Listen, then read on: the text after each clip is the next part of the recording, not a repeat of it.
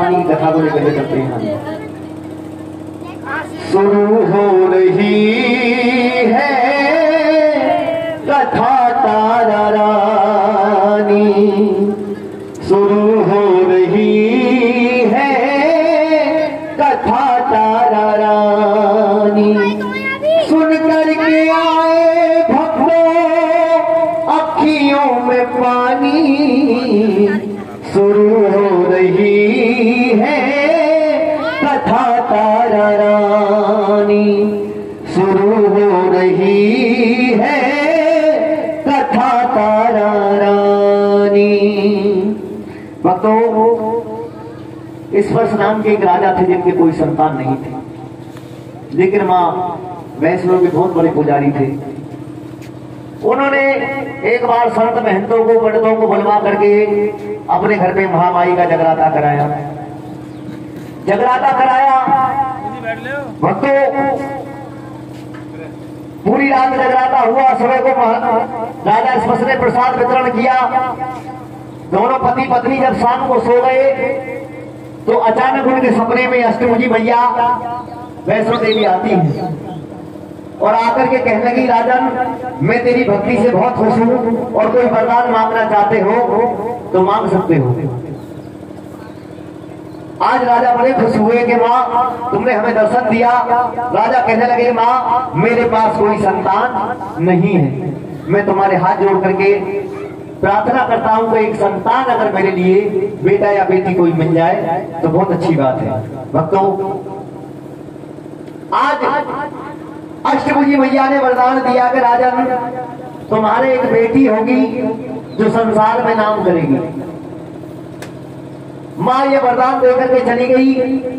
कुछ दिनों बाद ही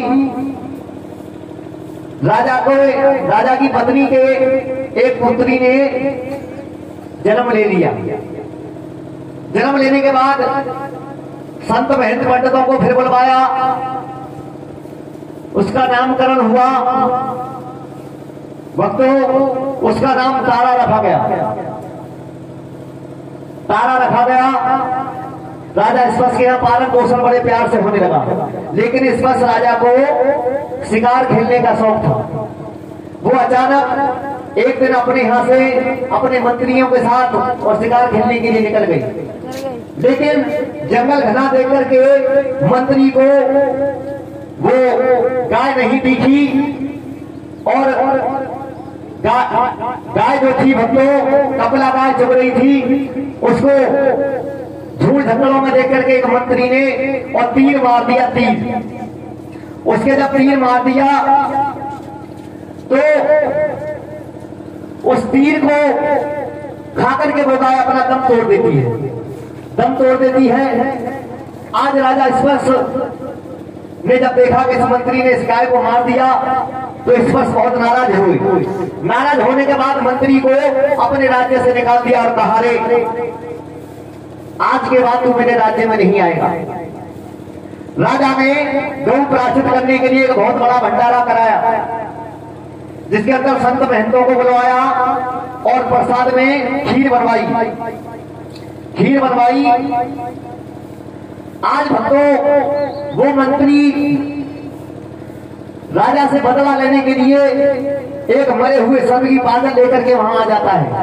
उधर जो कपला गाय मरी थी वो छिपकली का जन्म ले लेती है। कपला गाय छिपकली बनकर वही है और वो मंत्री भी अपना बदला लेने के लिए राजा ईश्वर से आया है। जब कढ़ाई में खीर बन रही थी तो ईश्वर राजा के यहाँ मंत्री ने एक सर्प मरा हुआ पागल ला करके और कढ़ाई के अंदर डाल दी। जब कढ़ाई के अंदर डाल दी, भक्तों इस नजारे को वहां कोई नहीं देख रहा था, इसको सिर्फ छिपकली देख रही थी। भक्तों, छिपकली ने सोचा कितने बच्चे खाएंगे, कितने लोग खाएंगे, उनकी जान चली जाएगी, किसी तरह मुझे इनकी जान बचानी चाहिए। जैसे उस खीर को उतारने के लिए राजा के मंत्री आए, वो छिपकली उस खीर के अंदर कूद गई। मंत्रियों ने राजा को जाकर के बताया। राजा ईश्वर आए, छिपकली को देख करके श्राप दे दिया, पापन तूने ये बहुत बुरा किया। नीच, तूने सबके प्रसाद को मुंह से निकाल लिया, मैं तुझे श्राप देता हूं कि तू किसी नीची घर में जाएगी और नीची घर में तेरा पालन पोषण होगा। राजा ने श्राप दे दिया। आज भक्तों समय बीतता गया, राजा स्पर्श के दूसरी कन्या पैदा हुई। पंडितों को बुलवाया, संत महंतों को बुलवाया, कुंडली दिखाई। कुंडली दिखाई तो पंडितों ने कहा, राजन ये कन्या तो आपको दुखदाई है, इसको श्राप लगा हुआ है आप ही के हाथों, ये किसी नीच घराने में जाएगी, आपकी नाक कटा देगी, आप इसको कैसे ही करके अपने घर से विदा कर दीजिए। राजा कहने लगे पंडितों के, महाराज कोई उपाय बताइए। पंडितों ने बताया एक पेट का मंगाइए, पेट का में कन्या रख करके और हीरे जवाहरात मोती जल के उसके ऊपर से बहते हुए पानी में छोड़ दीजिए। महाराज राजा ने इसी प्रकार पेट का मंगवाई और उस कन्या को पानी में रखकर छोड़ दिया। बच्चों सुबह का टाइम, बहते बहते कन्या बहुत दूर पहुंच गई। सुबह का टाइम हुआ, उधर गंगा स्नान करने के लिए पंडित सुबह के टाइम में जाते हैं। पंडित जी जब पहुंचे गंगा किनारे, उधर एक मछुआरा पहुंचा। पंडित जी ने पेटका को देखा कि पेटका चमकती हुई जा रही थी।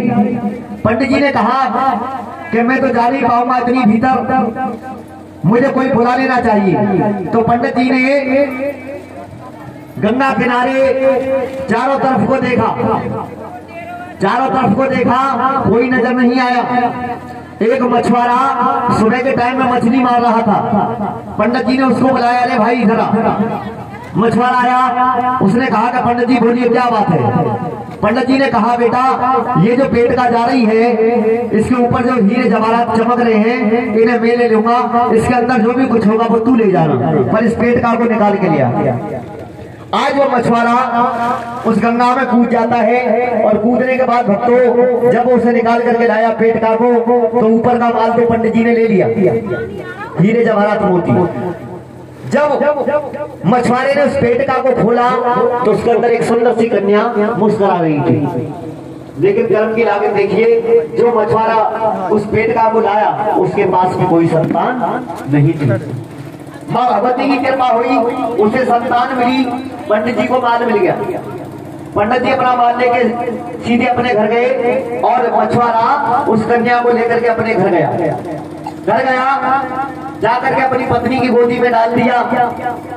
कहा कि माँ ने हमें ये कन्या दी है। आज उसकी पत्नी उस कन्या को गोदी में लेकर के रोने लगी। क्यों रोने लगी कि माँ पहले तो तूने मेरी गोद से कोई बच्चा नहीं दिया, और ये तूने दिया भी तो ये बता, ये मासूम बच्चा है, इसको दूध कैसे पिलाऊंगी मैं? कम से कम मेरे आंचलों में दूध तो ला दो, मैं इसे पिला सकूं। तो मारो करके पुकार करने लगी और क्या कहने लगी, तेरे भक्तों को ये दुनिया माँ जब जब सताती है, हो तो माँ तेरी याद आती है, माँ तेरी याद आती है। आज उसने माँ को याद किया, आंचलों में दूध आ गया। दूध आने के बाद कन्या का पालन पोषण किया, पंडितों को बुलवाया, उसका नाम छिटवाया। भक्तों उसका नाम रुक्मणी रखा गया। अब देखिए, एक पिता की दोनों बेटी हैं, एक राजा के घर में है जो रानी बनेगी, और एक मछुआरे के घर में पालन पोषण हो रहा है। अब राजा स्पर्श की जो बड़ी बेटी थी तारा, उसका विवाह राजा स्पर्श हरिचंद के साथ कर देते हैं। वो रानी बन गई राजा हरिचंद के शहर में जाकर के। और जो मछुआरे की बेटी थी, वो एक मछुआरे के साथ उसका विवाह उसी शहर में कर देता है जहां पर तारा का विवाह हुआ था। आज भक्तों एक बहन तो राजपाट करती है, दूसरी बहन मछली बेचती है उसी शहर के अंदर।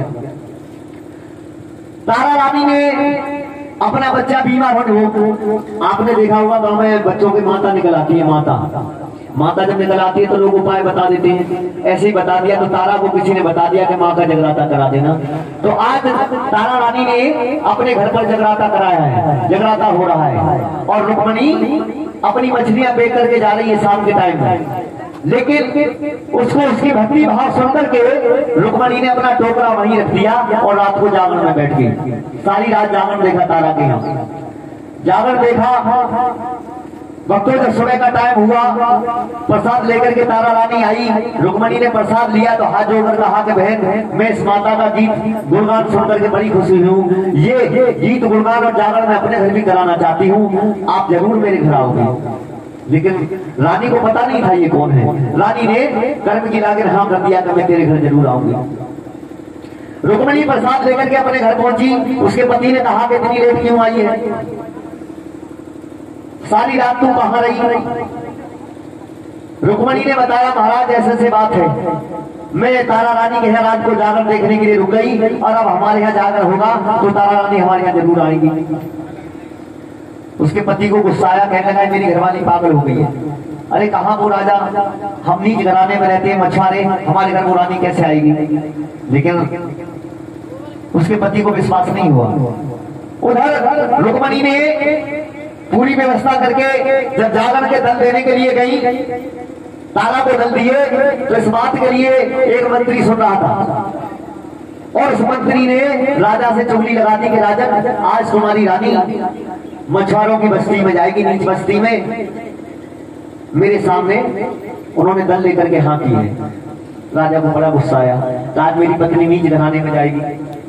आज भक्तों इधर राजा को जब पता लगा तो राजा ने प्रण बना लिया कि मैं अपनी